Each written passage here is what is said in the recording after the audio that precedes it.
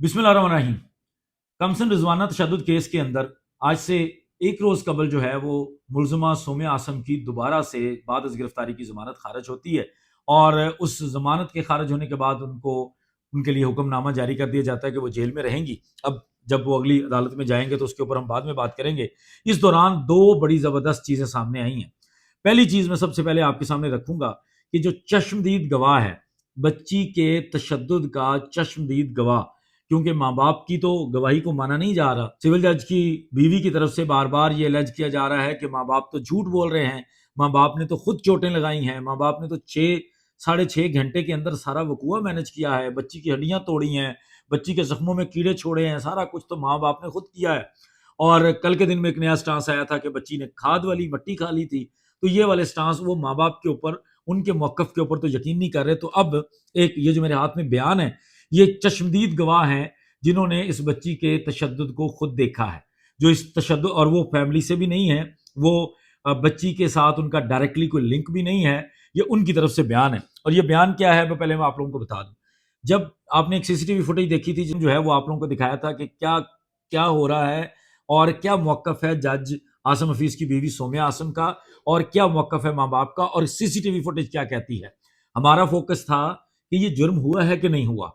अगर कोई टेक्निकलिटी से किसी से कोई गलती हुई है, ये एक सादा लॉ लोग हैं, इनसे एफआईआर में गलती हुई है। हमारे पाकिस्तान के अंदर तो पुलिस भी गाइड कर देती है कि आप स्टोरी को इस तरह से नरेट करें तो आपका मुकदमा स्ट्रांग हो जाएगा, और सारे मुकदमे का बेड़ा गर्क कर देती है। लेकिन इस मामले में बच्ची जो विक्टिम है, जो जनरल हॉस्पिटल लाहौर में पड़ी है, दुनिया जहान उसको जाकर देख रहा है। कल निगरान वजीर आला पंजाब जाके देख रहे थे। उससे पहले मैंने आपको बताया कितने पॉलिटिशियंस और कितने सिविल सोसाइटी के एक्टिव लोग जो है, गवर्नमेंट के एडवाइजर्स जाके देख चुके हैं। मीडिया सुबह शाम वहां पे मौजूद है।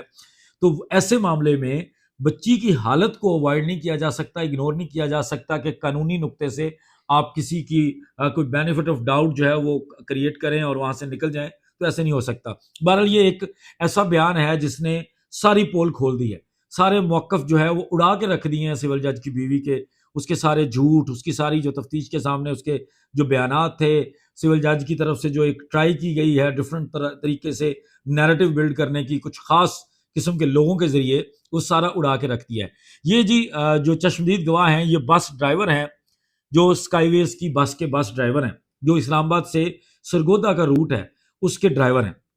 ये ड्राइवर साहब जो हैं वो वाले ड्राइवर हैं जिन्होंने बच्ची को इस्लामाबाद से सरगोदा तक ड्रॉप किया है।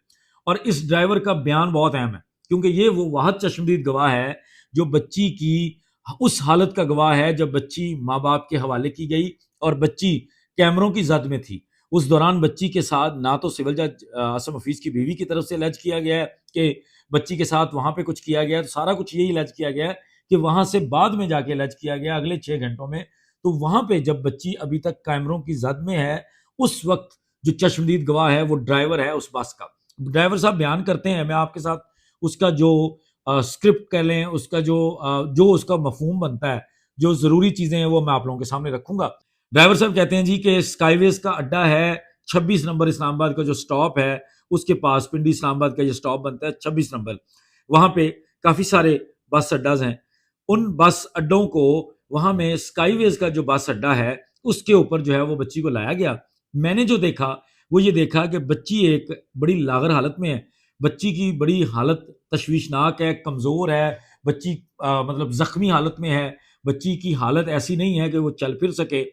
बच्ची की वालदा ने हमें कहा बस को करीब लाया जाए, फिर हमने बस को उस बेंच के करीब लाया जहां पर वो बच्ची लेटी हुई थी, और फिर एक शख्स ने उठाकर बच्ची को बस में रखा।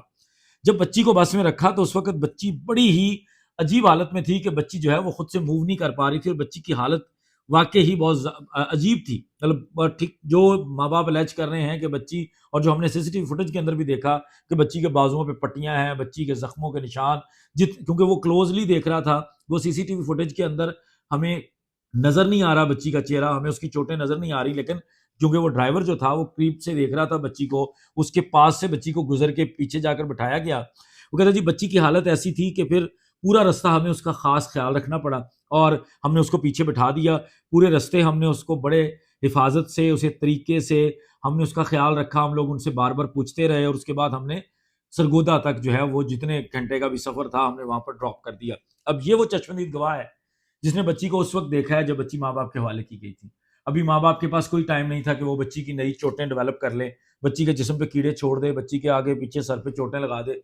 ऐसा उस वक्त तक माँ बाप के पास टाइम नहीं था। और इस टाइम के अंदर एक वाहद चश्मदीद गवाह ये ड्राइवर था, जिसने उस बच्ची को देखा कि बच्ची की हालत क्या है, जिससे ये साबित होता है कि जब बच्ची माँ बाप के हवाले की गई, जब बच्ची इस खातून सोमिया आसम की कस्टडी से निकली, जो कि बदतरीन तशद्दुद की मुलजमा है, जिसके ऊपर ये इल्ज़ाम है कि वो दरिंदा सिफ्त है, उसकी तरफ से जब बच्ची माँ बाप के हवाले की गई तो उस वक्त बच्ची की ये हालत थी, जो इस चश्मदीद गवाह जो ड्राइवर है, जिसने अपने बयान के अंदर पुलिस के सामने नरेट किया है, और वो बिल्कुल तैयार है जब भी उसको अदालत में बुलाया जाएगा, वो अदालत में आकर भी यही बयान देगा कि बच्ची की हालत उस वक्त तशवीशनाक थी, बच्ची जख्मी थी, बच्ची के साथ उस वक्त तशद्दुद हुआ था जब माँ उसको अड्डे पर लेकर आई है, और हमने उसको बड़ी एहतियात से बस के अंदर जो है वो ट्रैवल करवा के सरगोदा तक ड्रॉप किया। और इस चश्मदीद गवाह ने जो है वो ना सिर्फ ये पिछली जमानत खारिज करवाने में किरदार अदा किया है, बल्कि आने वाले दिनों में आप देखेंगे कि जहां जहां ये मुलजमा